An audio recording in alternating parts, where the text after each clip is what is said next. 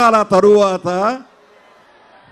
8 సంవత్సరాల తరువాత తిరిగి హీరో మళ్ళీ నటించడం అనేది చరిత్రలో మొట్టమొదటిసారి. అది చిరంజీవి.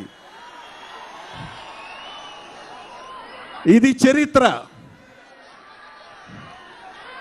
ఈ రోజున ఎప్పుడు చిరంజీవి గారు మేకప్ వేసుకుంటారా, ఎప్పుడు కథని ఫైనలైజ్ చేస్తారా, ఎప్పుడు సినిమాని చూస్తామా అని ఎదురు చూస్తున్న లక్షలాది మెగా ఫ్యాన్స్కి సమాధానం ఖైదీ 150.